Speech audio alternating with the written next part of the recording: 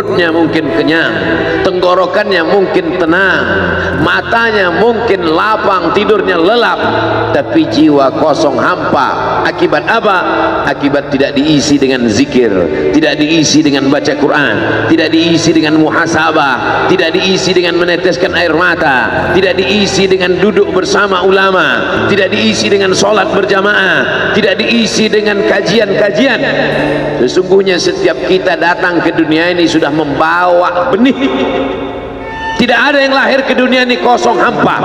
Jadi kalau ada bapak-bapak yang diceramahi oleh orang motivator atau siapapun dia, mari isi anak kita dengan Islam, mari isi anak kita dengan iman. Tidak begitu guys. Kita lahir ke dunia ini bukan dalam keadaan kosong. Kita lahir sudah membawa iman. Mana dalilnya? A'udzubillahi minasyaitonir rajim. Wa idz akhadha rabbuka min bani Adam. Ingatlah ketika Allah mengambil persaksian dari seluruh anak cucu keturunan Adam. Wa asyhadahum. Allah mengambil persaksian. Asyhada yushhidu, asyhadahum ala anfusihim. Ketika itu Allah bertanya, alastu bi rabbikum, bukankah aku ini Rabb kamu? Semua kita waktu itu menjawab, bala syahidna, ya engkau adalah Rabb kami ya Allah. Setelah kita diisi, barulah kita masuk ke dalam rahim ibu kita, barulah turun ke bumi, barulah datang kemari. Lalu kemudian setelah di sini lupa, antaqulu yaumal qiyamati inna kunna an hadza ghafilin.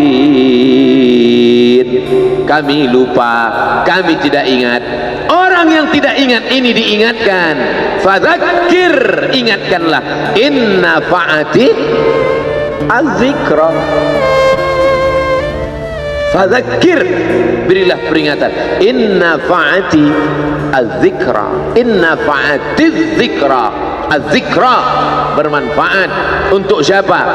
Liman yakhsha, bagi orang yang takut bahwa dia nanti akan bangkit dari tanah, bahwa dia akan hidup sekali lagi, bahwa roh dan jasadnya akan dipertemukan lagi.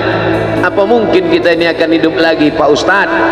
Ucapanmu sama seperti ucapan Asi bin Wa'il yang membawa tulang kering kerontang yang sudah putih, tak ada lagi warna. Lalu dia bertanya, hal yuhyi rabbuka hadzal 'idhama ba'da ma baliya wa ramma. Apakah bisa Tuhanmu menghidupkan tulang ini lagi ya Muhammad? Nabi sallallahu alaihi wasallam diam sampai Jibril datang membawakan jawaban. Qul yuhyiha alladhi ansha'aha awwala marrah. Katakan ya Muhammad sallallahu alaihi wasallam kepada Asi bin Wa'il yang tak percaya bahwa tulang itu akan hidup sekali lagi, yuhyiha alladhi ansha'aha awwala marrah. Dia yang menciptakan tulang itu sebelum ada menjadi ada, sekarang setelah ada dibuatnya menjadi tidak ada, akan dikembalikannya lagi menjadi ada. Sedangkan menciptakan yang tidak ada menjadi ada saja dia sanggup, apalagi yang pernah ada dibuatnya menjadi tidak ada, dikembalikannya lagi menjadi ada. Innama amruhu idza arada syai'an ayyakula lahu kun. Azmuz zanab, ujung tulang ekor sebesar ibu jari, tulang belakang sampai ke bawah, yang lain hancur. Ketika digali makam kuburan, ada yang tulang-tulang hanya tinggal tulang paha saja, ada yang hanya tinggal gigi dan rambut saja, yang lain hancur. Tapi ada satu yang tidak hancur, kata Allah, disampaikan Nabi Muhammad SAW, ujung tulang ekor sebesar ibu jari. Maka dari itulah nanti yang akan ditunjuk, tumbuh sel-sel tulang, tumbuh kulit-kulit, tumbuh darah daging, bangkit menjadi manusia sempurna di hadapan Allah. Masuk surga itu roh dan jasad. Jannatin tajri min tahtihal anhar. Sungai, air sungai, air sungai dengan gemericiknya, masuk kaki ke dalam air sungai, itu adalah jasad. kulit menyentuh air sungai terasa dinginnya, itu jasad. Zamharira adalah cahaya matahari yang tidak tembus ke bawah. Kenapa cahaya matahari tidak tembus? Karena ada ranting-ranting kayu yang saling terkait satu dengan lain, sehingga kalau duduk di bawah maka cahaya matahari tidak tembus ke bawah. Itu jasad.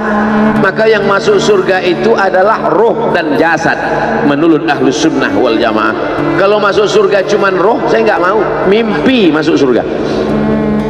Abdul Somad akan masuk surga beserta ruh dan jasad kembali sempurna. Makanya kata Nabi, la yadkhulul jannata ajuz, tak masuk surga orang tua. Menangis semua orang tua, sedih karena tak masuk surga. Nabi tersenyum, kata Nabi, bukan kamu tua tak masuk surga, kamu akan kembali muda usia belia 30, 31, 32, 33. Karena masuk surga itu adalah orang-orang muda, anak-anak muda yang bisa menikmati dunia. Begitulah mereka masuk ke dalam surga. Apa makna ucapan Nabi itu? Ruh dan jasad masuk ke dalam surga Allah.